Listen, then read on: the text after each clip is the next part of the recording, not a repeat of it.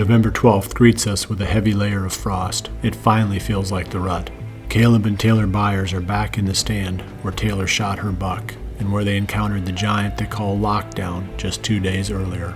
Well, it's just getting light here on November 12th, and the anticipation for this hunt could not be higher. We're nervous, excited, and hopeful.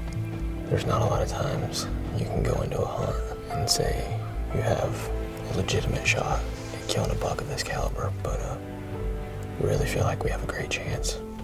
We've hunted in here 3 times, and 2 out of those 3 times he's walked right by this stand up the ridge here. The conditions are perfect. It's about 30 degrees this morning, and we hope that he comes strolling through this crossing down here, either with a doe or just cruising by himself. We're gonna get settled into this tree, and hopefully we can get this buck on the ground.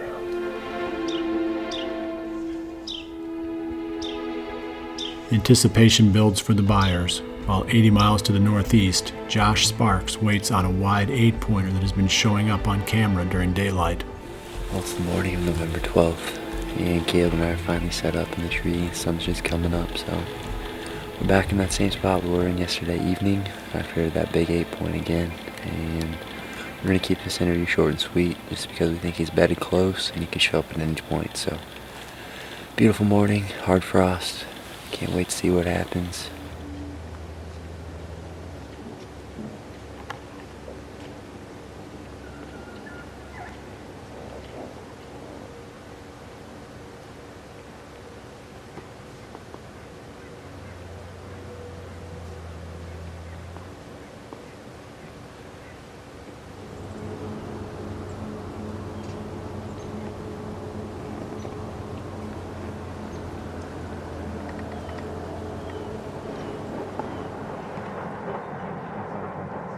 Oh yeah, that's big 8. That's a big 8.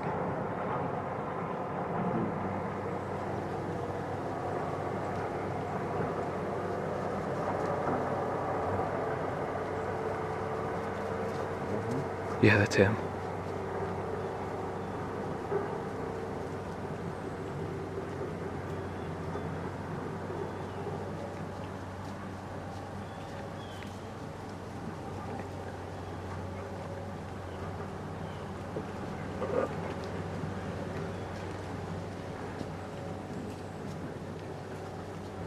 I'm on him.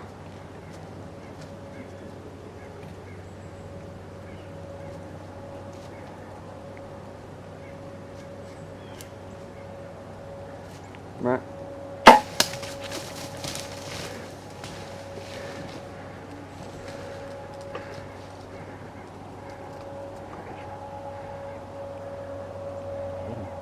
I know.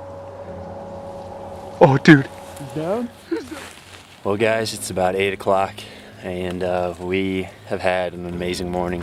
Got the shot at 20 yards, and he's down within 50, 60 yards right over here in the CRP. Wow. That's sweet. Well, we got our hands on him, and this is the deer we came in here to hunt. We didn't know if it was gonna happen. I was getting kind of late in the morning. He came perfectly to those rattling horns and presented me with the perfect shot.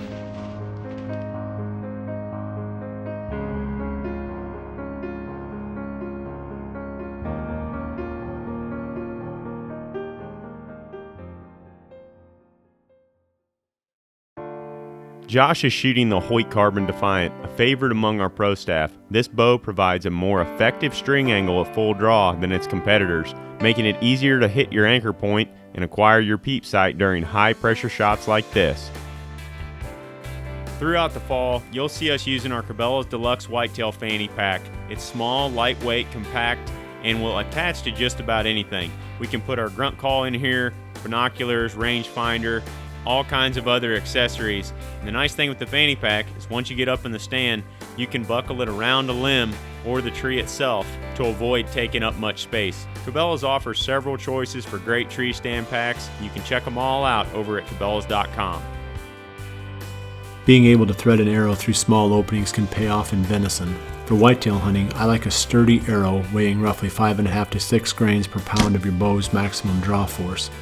This produces quiet shooting and good penetration, but still permits a reasonably flat trajectory for shooting through openings. Easton's FMJ arrows fit this requirement perfectly. Frigid Forage Big and Beastie has become one of our go-to food plot products because it is very versatile. It will grow in a wide range of conditions, and there is something in the blend that deer seek out during each part of the season. While Josh continues to stare in awe at the giant 8-pointer, the Byers watch a steady flow of deer moving past their stand. I can hear something over here too.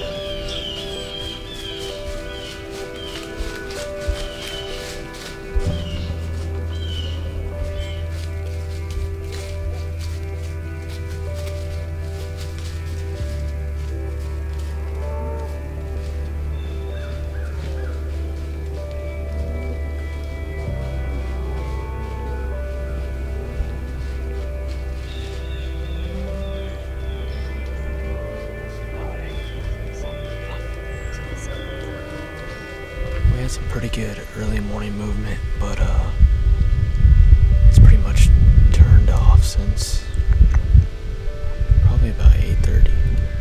And it's 11 o'clock right now, so we haven't seen a single deer in quite a while. We're hoping that, about 2 o'clock it kicks off again.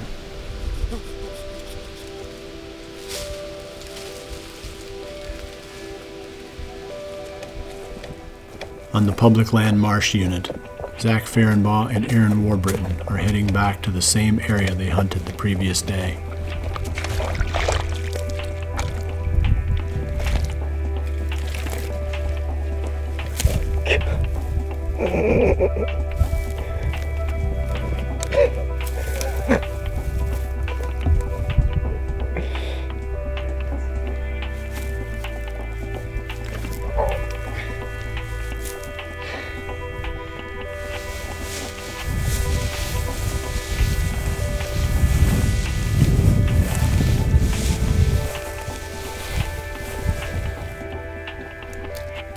As Zach and Aaron finish hanging their set, the Byers catch a glimpse of a big antlered buck through the brush. You see him?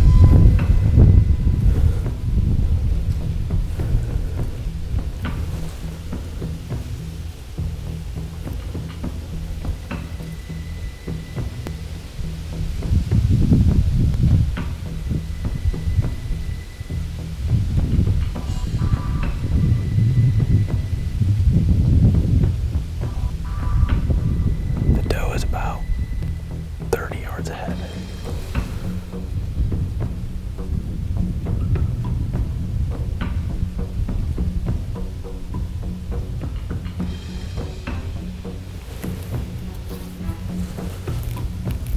We're not going to get him. He's going to go right by the other stand.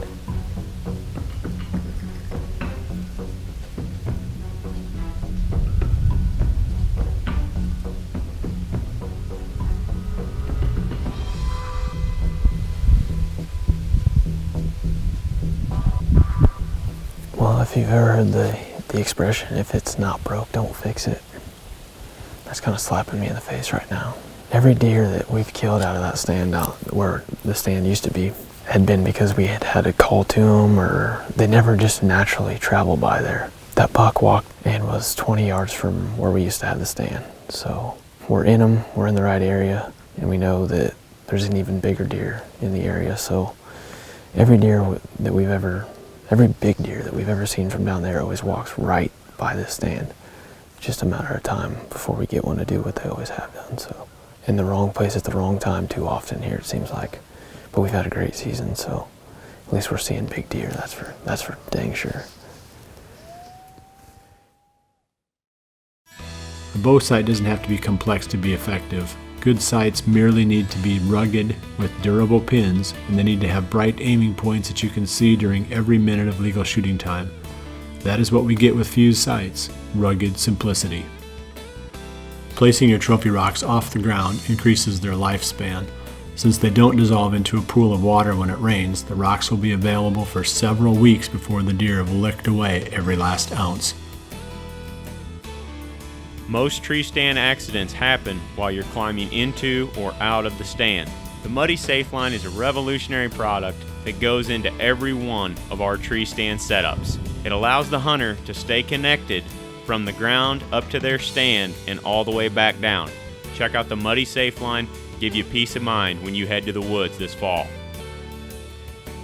We love hunting from our redneck blinds because we can shut all the windows and trap our scent inside. This is great for hunting around food plots where deer are likely to come out from all directions, but is also important when hunting areas where the wind swirls. While hunting public land, we hunt several different units with varying types of vegetation. We hunt anything from open grasslands to big timber, and our camo pattern of choice is Real Tree Extra. We've had success staying concealed on the ground and in a tree stand. It's the evening of November 12th, and Aaron and I are back in the marsh unit. And we're actually really close to where Greg shot his buck a couple of weeks ago. We've been scouting this spot on a map, and basically it's an island between two beaver sloughs. We saw a couple boot tracks, but they looked really old. There was actually deer tracks over top of them, and it was probably just waterfowl hunters. There's a fair amount of waterfowl pressure around this area, but it doesn't seem like anybody's bow hunting back here. I've got a decoy set up. It's actually just a silhouette decoy hanging up in the tree. I've got it probably 4 or 5 feet off the ground so that anything out in that field can see it above the grass. If we see something coming across there, we'll probably just grunt, try to get its attention on that decoy.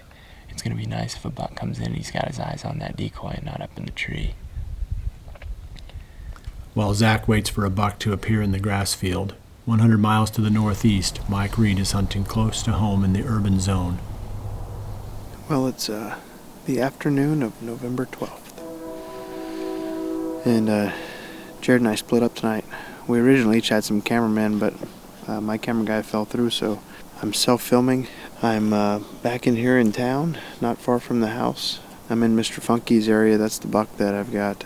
This is the 5th year of history with that deer.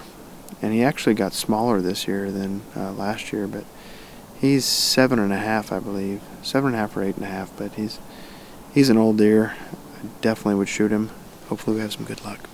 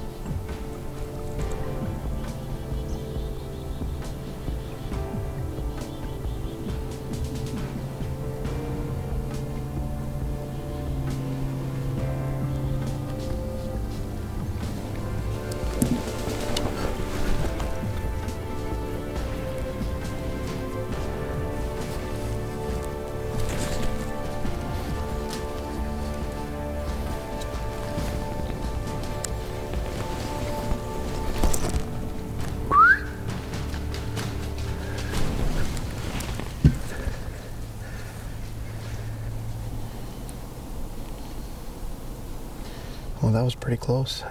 That's one of the big bucks that I've got pictures of back here. Just a big 8-point.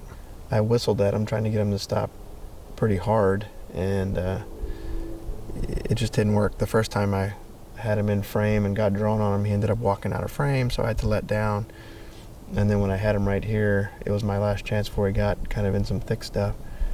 He kind of boogered, so that's just part of trying to self-film. It's a lot harder than it looks.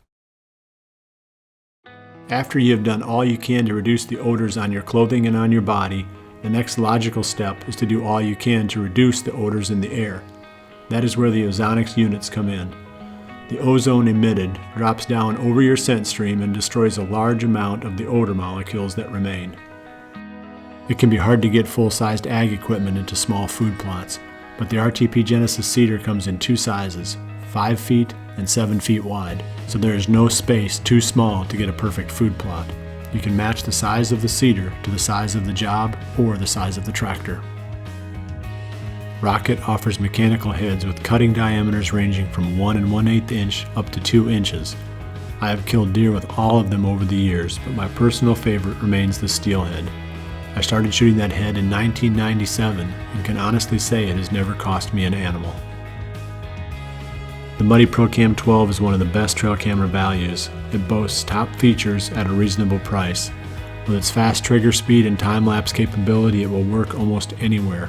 Their ProCam 10 is even more affordable, but with its slower trigger time, it works best over a baited sight. There is a Muddy camera for any budget and any situation. Back on public land, Zach and Aaron see their first deer of the evening.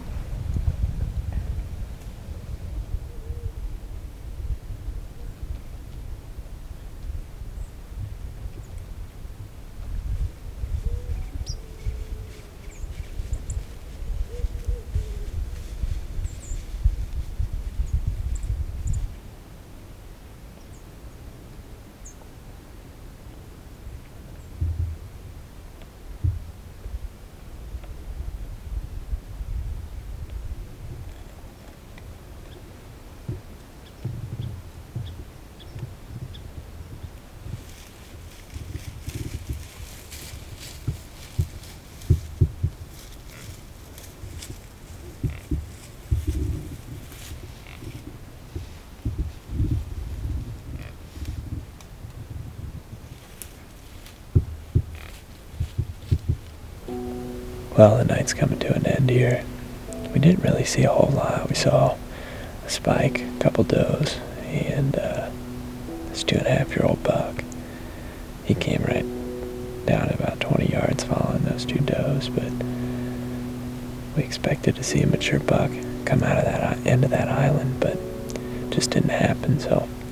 But we're probably going to give the marsh unit a break for at least a couple days. We pulled a camera on the way in here, so we're going to see what's on that. Maybe if there's a good one, we'll come back, but we're going to go try some other spots.